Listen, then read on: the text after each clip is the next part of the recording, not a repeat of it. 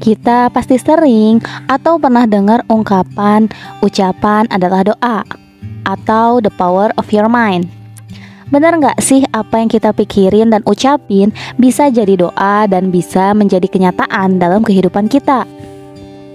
Nah, untuk memahami ungkapan itu, kita bisa memahami dulu nih salah satu hukum alam, yaitu the law of attraction atau hukum tarik-menarik. Kita juga bisa sekaligus melatihnya biar kita bisa membuktikan sendiri kalau benar nggak sih apa yang kita pikirin dan ucapin bisa benar-benar terjadi. Sebenarnya law of attraction ini udah kita bahas di video sebelumnya. Kamu bisa tonton videonya ya biar bisa lebih paham lagi. Tapi kita bahas ulang lagi aja. Sederhananya, law of attraction adalah hukum ketertarikan atau hukum tarik-menarik, di mana apapun yang kita fokuskan dalam pikiran dan yang kita rasakan adalah yang akan ditarik dan hadir dalam kehidupan kita.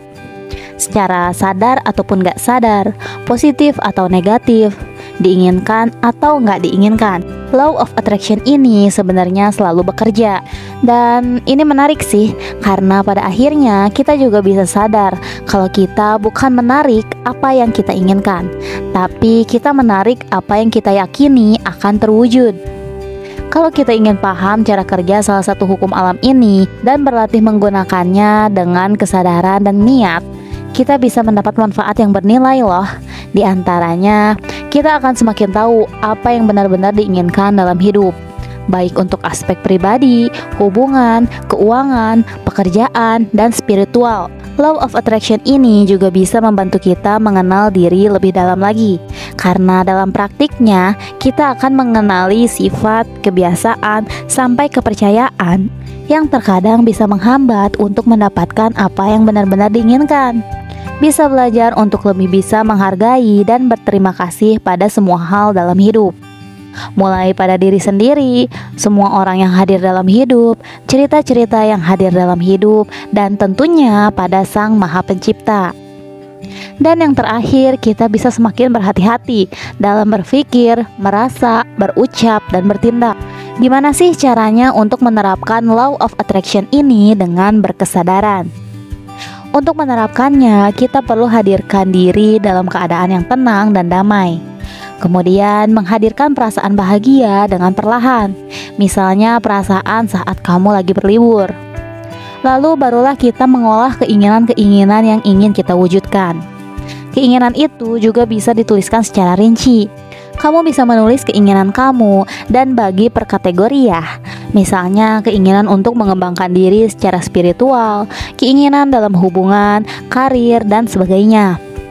Poinnya adalah kita harus tahu dulu nih apa yang benar-benar kita inginkan. Karena kadang mungkin kita nggak tahu apa yang benar-benar kita inginkan dalam hidup ini. Nah, kalau kita udah tahu apa yang benar-benar diinginkan, coba hadirkan atau bayangkan rasanya kalau keinginan itu terwujud. Kalau keinginan itu berupa materi, bayangin bentuknya dan stimulasikan perasaan yang akan muncul saat kamu bisa mendapatkannya. Lalu tumbuhkan rasa percaya. Percaya bahwa keinginan kita pasti diwujudkan oleh Sang Maha Pemberi. Nah, di sini nih letak tantangannya. Karena biasanya manusia cenderung untuk melihat dulu hasil manifestasinya atau hasil nyatanya, baru mereka bisa percaya. Tapi beda dengan hukum tarik-menarik ini. Kita justru diajarkan untuk percaya dulu. Setelah percaya dengan sepenuh hati, semua itu baru akan diwujudkan. Believing is seeing. Mungkin rasanya di awal emang sedikit sulit untuk mempercayainya. Untuk itu, kamu butuh latihan dulu.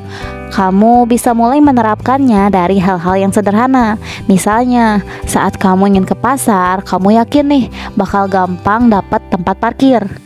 Atau saat kamu buru-buru, kamu yakin nanti kamu akan mudah dapetin taksi, dan sebagainya. Kembali ke pembahasan awal ya. Setelah menghadirkan rasanya kalau udah terwujud, hal selanjutnya adalah surrender. Let it go to the almighty source. Atau ya udah lepasin aja, pasrahkan. Biarkan keinginan dan kepercayaan kita itu pergi ke sumber yang maha kuasa. Nah, hal ini juga sering jadi tantangan karena pada dasarnya manusia emang punya kecenderungan untuk mengendalikan sesuatu. untuk bertindak dan berupaya sekeras mungkin membuat sesuatu. Yang akhirnya terjadi adalah mereka fokus pada cara gimana mendapatkannya dan mewujudkannya. Melakukan tindakan memang perlu untuk menghadirkan keinginan kita. Dan dalam Law of Attraction, tindakan yang dilakukan adalah inspired action. Saat kita udah berserah dan percaya keinginan kita akan terwujud, kita akan merasakan rasa yakin dan tenang. Dalam tahap inilah, ide-ide dan imajinasi akan muncul dalam proses terwujudnya keinginan kita itu. Ide dan imajinasi merupakan awal dari manifestasi. Dari ide-ide dengan dasar rasa tersebut, barulah kita melakukan inspired action. Kalau kita mau mempraktekkan Law of Attraction dengan kesadaran dan niat, nantinya kita akan mulai sadar sendiri kalau ternyata hukum ini bisa memberikan kita kemampuan untuk bisa mengapresiasi dan berterima kasih dengan segala kejadian dan kontras yang hadir dalam hidup ini. Memahami cara kerja hukum tarik-menarik ini bisa melatih kita untuk berterima kasih dan bersyukur dengan apapun yang terjadi. Karena apapun yang hadir dalam hidup pasti ada tujuannya.